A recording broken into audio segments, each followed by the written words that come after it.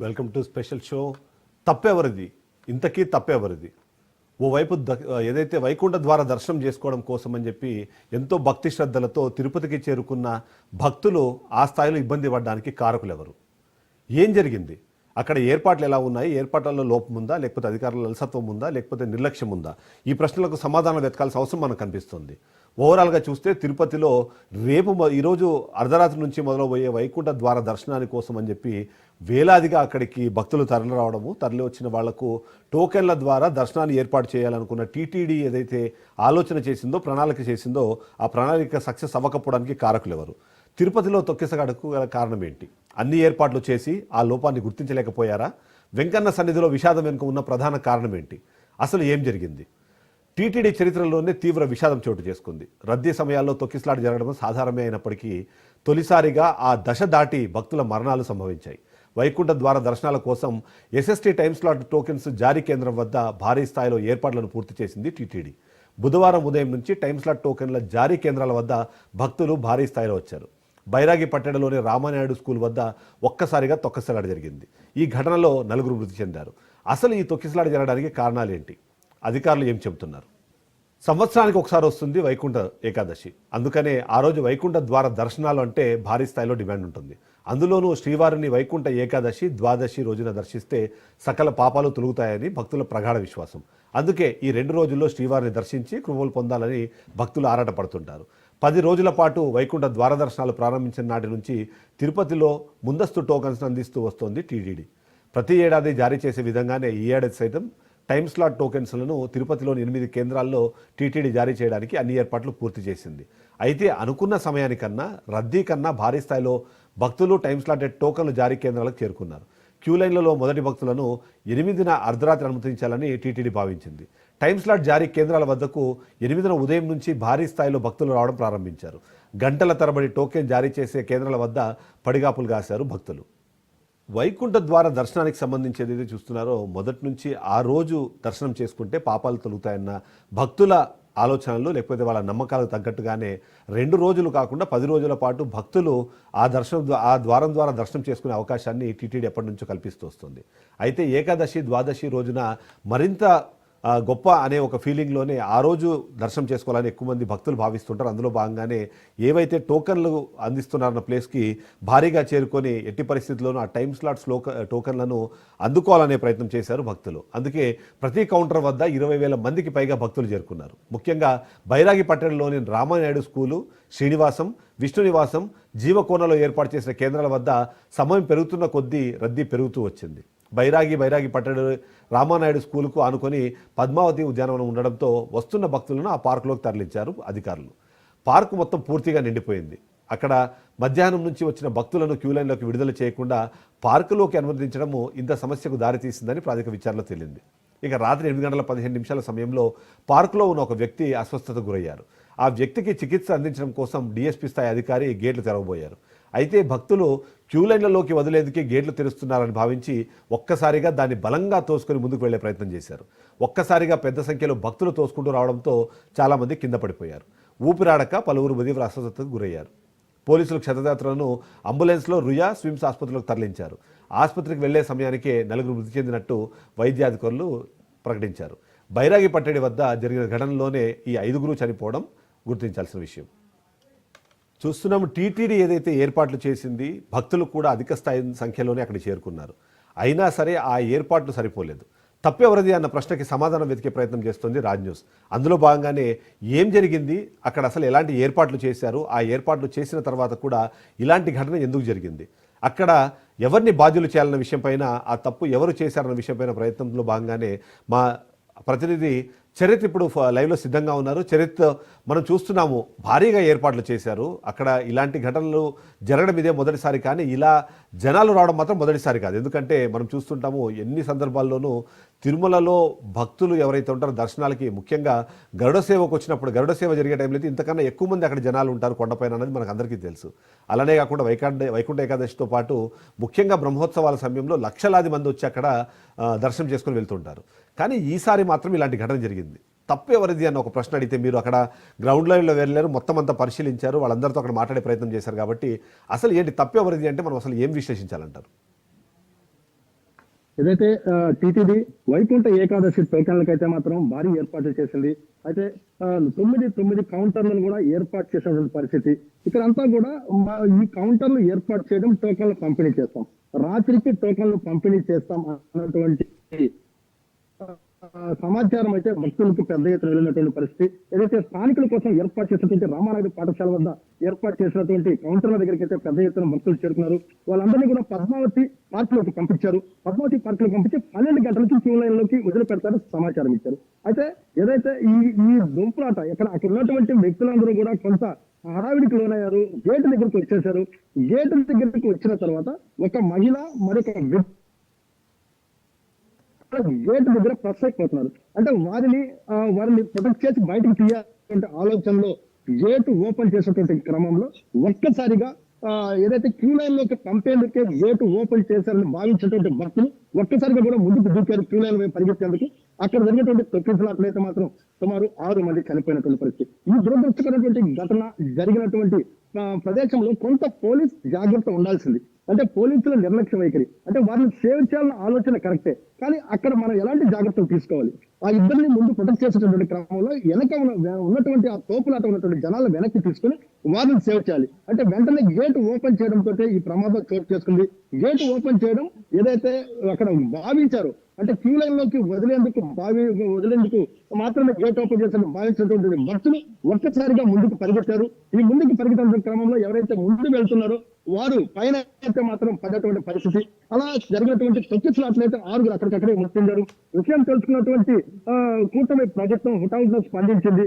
మంత్రుల బృందాన్ని కూడా ఇక్కడ పంపించింది, పర్యవేక్షణ చేస్తున్నారు. ఏదైతే సుమారు సరే, అయితే ఇక్కడ ఒక డిఎస్పీ స్థాయి అధికారి అక్కడ ఉన్నారు, అంతేకాకుండా మరికొద్ది మంది పోలీసులు ఉన్నారు. ఈ డిఎస్పీ అధికారికి సంబంధించి ఏదైతే ఆ వ్యవహార శైలి కానివ్వండి, లేకపోతే ఆ తీసుకున్న డెసిషనే ఈ మొత్తం దానికి కారణం అన్నది ప్రాథమిక నివేదికలో కూడా తెలిసినట్టుగా మనకు సమాచారం అందుతుంది. సో డిఎస్పీ ఎవరైతే ఉన్నారో ఆయన ఆ సందర్భంలో ఎలా వ్యవహరించారన్న విషయంపై చాలామంది ప్రశ్నలు ఉన్నాయి. ఏం చేశారు అసలు? మీరు అన్నట్టుగా ఆ ఇద్దరు అక్కడ సొమ్మసిల్లి పడిపోయిన నేపథ్యంలో వాళ్ళను తీసుకెందుకు మాత్రమే ఈ గేటు ఓపెన్ చేస్తున్నామన్న సమాచారం ఇవ్వకుండా ఓపెన్ చేయడమే ఈ ఘటన మొత్తానికి కారణంగా చూడాలా, లేకపోతే ఆ డిఎస్పీ అత్యుత్సాహమో లేకపోతే అక్కడ ఉన్న పోలీసుల నిర్లక్ష్యం ఏమైనా కారణంగా మనము చూడాల్సిన అవసరం ఉందంటారా? 100% డిఎస్పీ మూర్తి చేసినటువంటి అత్యుత్సాహం అనే చెప్పాలి. అయితే ఆ గేటు ఓపెన్ చేసేటటువంటి క్రమంలో భక్తులు అలర్ట్ చేయాలి. భక్తులు అలర్ట్ చేసి ఎవరైతే అక్కడ ప్రమాదంలో ఉన్నారో వారిని సేవ్ చేసేదానికి గేట్ ఓపెన్ చేసేసి భక్తులను అలర్ట్ చేయడం. ఏదైతే మెన్ ఉన్నారో ఆయన పక్కన దగ్గర 20-30 మంది మెన్ ఉన్నారు. వాళ్ళందరి సహకారంతో ముందు భక్తులు వెనక్కి నెట్టి తర్వాత గేట్లు ఓపెన్ చేస్తుంటే ఈ ప్రమాదం చోటు చేసినది కాదు. ఖచ్చితంగా మాత్రం ఈ తప్పిదంలో అయితే పోలీసులు వారికి తప్పిదంగానే దీన్ని భావిస్తారు. అలాగే టీటీడీ అధికారులు కూడా కొంత నిర్లక్ష్య వైఖరి అయితే కనిపిస్తుంది. ఏదైతే ఈ క్యూస్ ఏర్పాటు చేస్తారో ఇక్కడ ప్రజలకి అవేర్నెస్ చేయడంలో కూడా కొంత టీటీడీ వెనకడిగానే చెప్పాలి. ఏదేమైనప్పటికీ జరిగినటువంటి ఘటనలో మాత్రం పూర్తిగా విశ్వసనీయ సమాచారం ప్రకారం ఏదైతే ప్రభుత్వానికి అనేటువంటి నివేదిక ఉందో దీంట్లో డిఎస్పీ అత్యుత్సాహంపై అయితే మాత్రం నివేదిక అందినట్టుగా విశ్వసనీయ సమాచారం. అయితే ఇక్కడ మరొక కీలకమైన అంశం కూడా, ఎందుకంటే మీరు అన్నట్టుగా క్యూ లైన్లలోకి డైరెక్ట్గా అనుమతి ఇవ్వకుండా ఏదైతే పార్కులోకి తీసుకెళ్లారో ఆ పార్కులో ఉంచే క్రమంలో కూడా వాళ్ళకి అక్కడ సరైన ఏర్పాట్లు చేయలేదు. అంటే కనీసం నీటి సమస్య కూడా అక్కడ ఉంది, ఆ సౌలభ్యాన్ని కూడా అందించలేదు. దానివల్ల కూడా చాలామంది డీహైడ్రేట్ అయ్యి ఉన్నారన్నది కూడా ఒక మాట వినిపిస్తుంది. సో అంటే దాదాపుగా అంటే ఆల్మోస్ట్ 12-14 గంటల పాటు అక్కడ ఒక ప్లేస్లో ఎదురు చూడడము, వాళ్ళకి ఫుడ్ కానివ్వండి, వాటర్ కానీ లేకపోవడము, అన్నీ కూడా ఏమైనా వాళ్ళ సమస్యలు పడిపోవడానికి కానివ్వండి, లేకపోతే ఆ ఘటన జరగగానే అంటే ఎక్కువ అంటే ఎఫెక్ట్ అవ్వడానికి అదేమైనా కారణంగా ఏమైనా చూడాలంటారా? ఖచ్చితంగా ఏదైతే భక్తులందరినీ కూడా పద్మావతి పార్క్ లోకి పంపించారో వారికి సౌకర్యాలు కల్పించడంలో మాత్రం టీటీడీ పూర్తిగా విఫలమైంది. అలాగే ఏదైతే మున్సిపల్ కార్పొరేషన్ దీని పట్ల పూర్తిగా కేర్ తీసుకోవాల్సింది, మున్సిపల్ కార్పొరేషన్ కూడా దీని పట్ల కేర్ తీసుకోలేదనే చెప్పాలి. ఏదైతే పూర్తిగా అక్కడ భక్తులకి కనీసం సౌకర్యాలు, మంచినీరు కూడా అక్కడ లేనటువంటి పరిస్థితి. ఈ ప్రాంతంలో కొంతమంది భక్తులు సమస్యలు పరిస్థితి ఉంది. అయితే ఇలాంటి ఘటన అంటే అక్కడ జరిగినటువంటి ఘటన మాత్రం పూర్తిగా అక్కడ ఏదైతే అస్వస్థకు గురైనటువంటి ఆ వృద్ధురాలని, ఆ వ్యక్తిని సేవ్ చేసేందుకు కొంత జరిగినటువంటి అత్యుత్సాహమైనటువంటి ప్రయత్నం అయితే మాత్రం ఖచ్చితంగా ఈ రోజు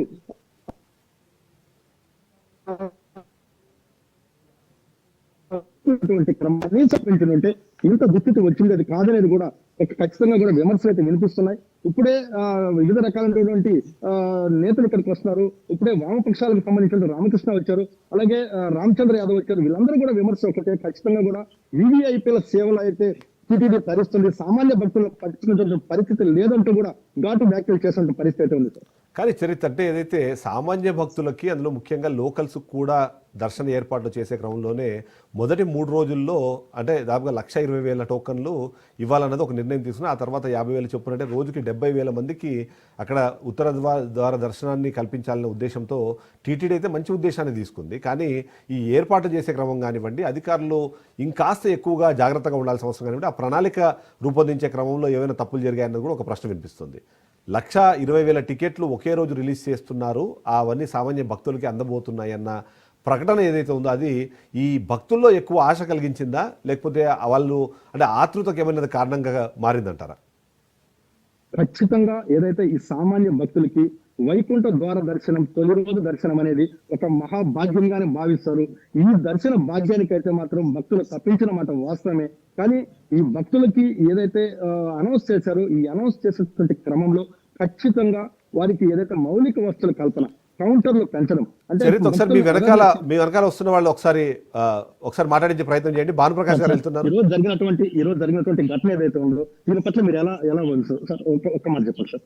సార్ అంటే లైవ్ లో ఉంది సార్, లైవ్ సార్. ఒక్క మాట సార్.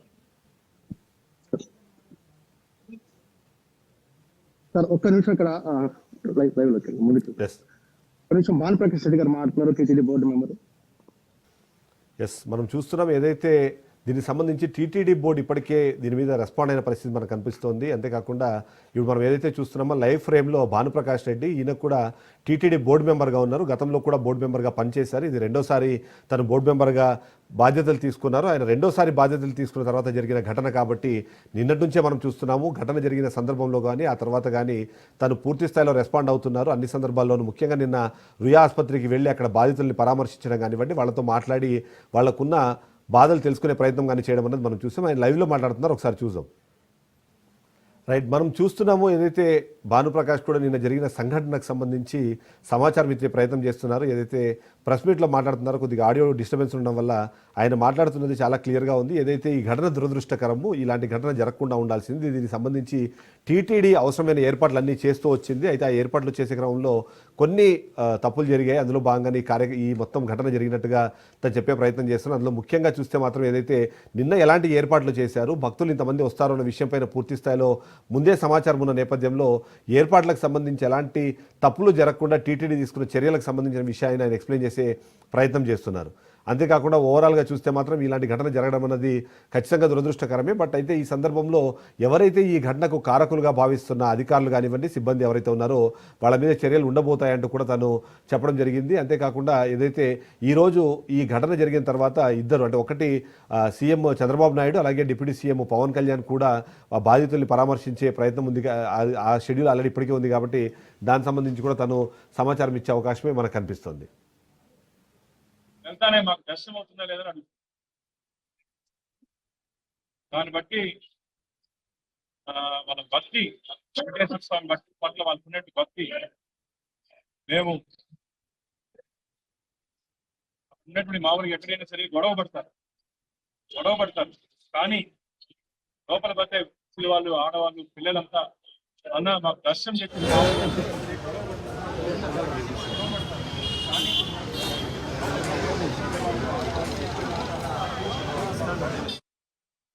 చెప్తున్నారు.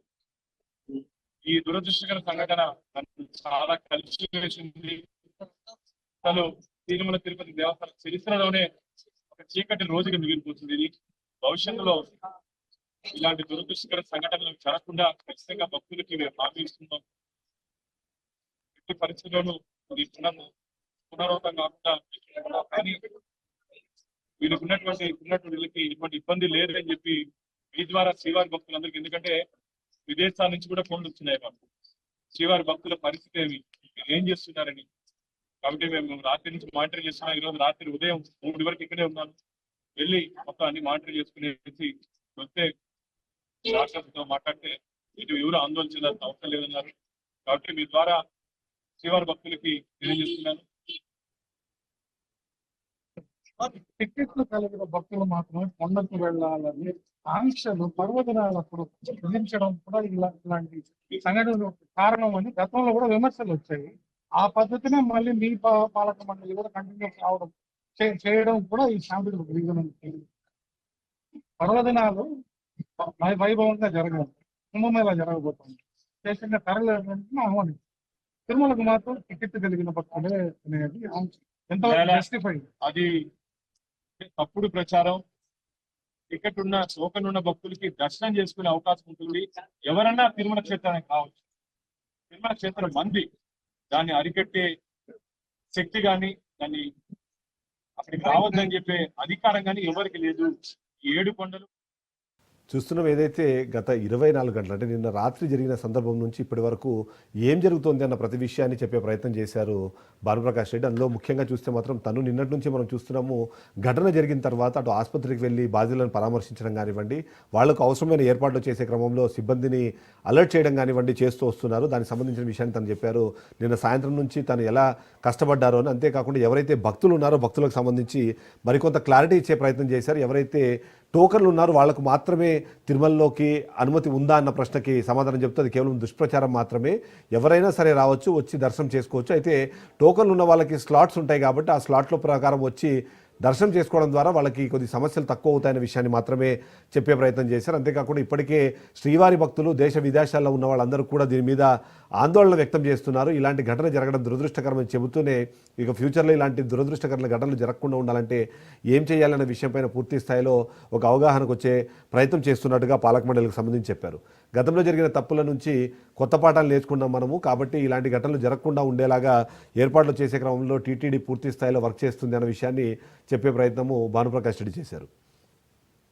ఓవరాల్గా చూస్తే ఈ తప్పెవరిది అన్న ప్రశ్నకు సమాధానం వెతకాల్సిన అవసరం అయితే మనకు కనిపిస్తుంది. అసలు నిన్న ఏం జరిగింది అన్నది చూస్తే వాస్తవానికి 1,20,000 టికెట్లు ఇస్తారు అని చెప్పిన నేపథ్యంలో వందలాదిగా వేలాదిగా అక్కడికి చేరుకోవడం కానివ్వండి, మొత్తం 8 కౌంటర్లకు సంబంధించి ప్రతి చోట 20,000కు పైగానే ఒక్కొక్క కౌంటర్ దగ్గర భక్తులు ఉండడము, ఆ భక్తులందరూ కూడా వీలైనంత తొందరగా ఆ టికెట్ని సంపాదించాలి, టోకన్ని సంపాదించాలనే ఆలోచనలో ఉన్న నేపథ్యంలోనే భారీ స్థాయిలో తొక్కిసలాట జరిగింది. ఆ భారీ స్థాయిలో జరిగిన ఈ తొక్కిసలాటలో 48 మంది భక్తులు గాయాల పాలైతే అందులో 12 మందిని స్విమ్స్ ఆసుపత్రిలోని వైద్య సేవలు పొందుతుంటే మరో 36 మందికి రుయా ఆసుపత్రిలో చికిత్స అందిస్తున్నారు.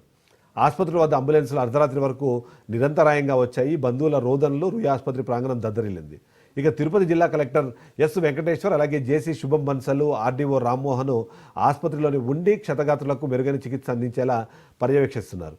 ఇక ఆసుపత్రిలో పనిచేసే వైద్యులు అందరినీ హుటాహుటిన రప్పించారు. అంతేకాకుండా గతంలో బార్కేడ్లు ఏర్పాటు చేసి అక్కడ పరిస్థితిని అనుసరించి భక్తులను క్యూలైన్లోకి వదిలేవారు. ఎన్నడూ లేని విధంగా బైరాగి పట్టడి టోకెన్ల కేంద్రం వద్ద మాత్రం పార్కులోకి భక్తులను అనుమతించారు. మధ్యాహ్నం నుంచి అక్కడే కూర్చుని ఉండడంతో పలువురు అస్వస్థకు కూడా గురైన పరిస్థితి ఉంది. ఇక పార్కులో ఎక్కువ మంది ఉండడము వారంతా ఒక్కసారిగా వెలుపలికి వచ్చేందుకు గేటును తోయడంతో కింద పడిపోయారు. అదే సమయంలో భారీ స్థాయి తొక్కసాటలాట చోటు చేసుకోవడము ఈ విషాద ఘటనకు దారితీసింది. ఇక ఈ తప్పెవరిది అని తెలుసుకునే ప్రయత్నము మనతో పాటు ఇప్పటికే ప్రభుత్వం కూడా చేస్తోంది. అందుకే ఒక ప్రాథమిక నివేదిక కావాలని చెప్పి ప్రభుత్వం ఆదేశించిన నేపథ్యంలో తొక్కిసలాటకు సంబంధించి సీసీటీవీ ఫుటేజు ఈ సందర్భంలో కీలకం కానుంది. ఒక్కసారిగా తొక్కిసలాట జరగడానికి గల కారణాలను సీసీ కెమెరాల్లో రికార్డైన దృశ్యాలను ఉన్నతాధికారులు పరిశీలిస్తున్నారు. కొందరు భక్తుల అత్యుత్సాహమే ఈ ఘటనకు కారణమై ఉంటుందని భావిస్తున్నారు. పరిణామాలపై సమగ్ర నివేదిక తయారు చేసి సీఎం చంద్రబాబుకి సమర్పించనున్నారు. ఈ ఘటన జరిగిన కొద్దిసేపటికే సీఎం చంద్రబాబు రెస్పాండ్ అయిన పరిస్థితి మనకు కనిపిస్తుంది. మొత్తం ప్రభుత్వ యంత్రాంగం మొత్తం దీనిపైన అసలు ఏం జరుగుతోంది అన్న విషయంపైన చర్చించే ప్రయత్నం చేశారు. ఇక ఏదైతే టోకన్ల కోసం జరిగిన తొక్కిసలాటపై CM Chandrababu, DGP, TTD EO, జిల్లా కలెక్టర్, ఎస్పీలతో సమీక్ష నిర్వహించారు సీఎం చంద్రబాబు నాయుడు. దేవుడి దర్శనం కోసం వచ్చిన భక్తులు ప్రాణాలు కోల్పోవడం తీవ్ర బాధాకరమన్నారు. విశాఖలో మంచి కార్యక్రమం పూర్తి చేసుకుని ఉన్న సమయంలో తిరుపతిలో జరిగిన ఈ ఘటన తనకు తీవ్ర బాధను కలిగించిందని ఆవేదన వ్యక్తం చేశారు. ముందు జాగ్రత్త చర్యలు విఫలం కావడంపై అధికారుల మీద తీవ్ర అసంతృప్తి, ఆగ్రహం వ్యక్తం చేశారు. భక్తులు అధికంగా వస్తారని తెలిసినప్పుడు అందుకు అనుగుణంగా ఎందుకు ఏర్పాట్లు చేయలేకపోయారని ప్రశ్నించారు. ఇక ఇలాంటి చోట్ల విధుల్లో అత్యంత అప్రమత్తంగా బాధ్యతగా ఉండాల్సిన అవసరం లేదా అంటూ మండిపడ్డారు. మృతుల సంఖ్య పెరగడంపై తీవ్ర ఆవేదన వ్యక్తం చేశారు చంద్రబాబు నాయుడు. ఇక ప్రస్తుతం క్షతగాత్రులకు అందుతున్న వైద్యంపై కూడా జిల్లా అధికారులు వివరించారు. మృతుల సంఖ్య పెరగకుండా బాధితులకు మెరుగైన వైద్యం అందేలా చూడాలని అధికారులకు సీఎం ఆదేశాలు జారీ చేశారు. మధ్యాహ్నం 12 గంటలకు ఇవాళ తిరుపతికి చేరుకొని సీఎం చంద్రబాబు క్షతగాత్రులను పరామర్శించి మృతుల కుటుంబాలకు బాసటగా నిలనున్నట్టు సమాచారం.